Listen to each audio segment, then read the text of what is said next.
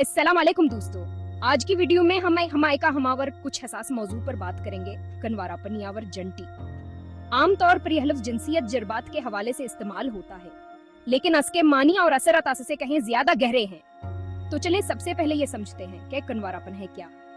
आसान अल्फाज में कनवारापन की फीत को कहते हैं जब किसी ने अभी तक जिनसी तअल्लुकात नहीं बनाए हों। लेकिन क्या वाकई यह इतना ही सादा है?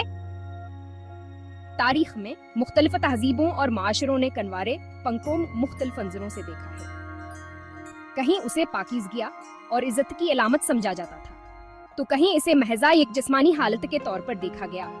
मिसाल के तौर पर कदीम यूनान व रोम में कनवारे पंगवातनियां हमीत नहीं दी जाती थी, जबकि मशरक़ी सकाफ़तों में उसे आमतौर पर शादी से पहले जिनसी तल्लुकात से बचने का एक जरिया समझा जाता था।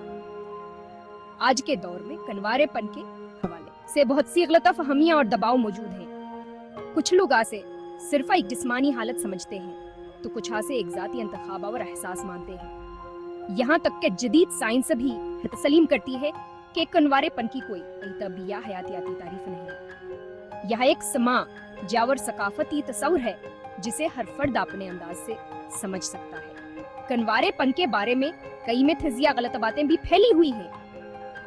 मिसलन अक्सर कहा जाता है कि पहली बार जिनसियत अलकाम करने से दर्द होता है या खून निकलता है, लेकिन यह लाजमी नहीं।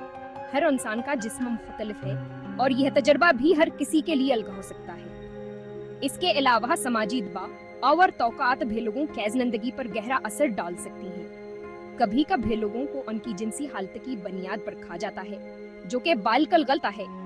जरूरी यह है कि हम कनवारेपन को एक ज़ाती और हिसास मौजू समझें और किस या भी किस्म के दबाव या तौक़ात को नजरअंदाज करें। हर शख्स का यह हक है कहूँ अपनी जिंदगी के इस पहलू के बारे में अपने फैसले खुद करें। तो दोस्तों, अगर आप कनवारेपन के बारे में मजीद जानना चाहते हैं या उसे एक सेहतमंद अंदाज में समझना चाहते हैं, तो जरूरी है आप आस पर खुले जहन से गौर करें। मुझे उम्मीद है कि यह वीडियो आपको कुछ मालूमात दे गया और इस मौजू पर जाविया हाय निगाह से सोचने पर मजबूर करेगी।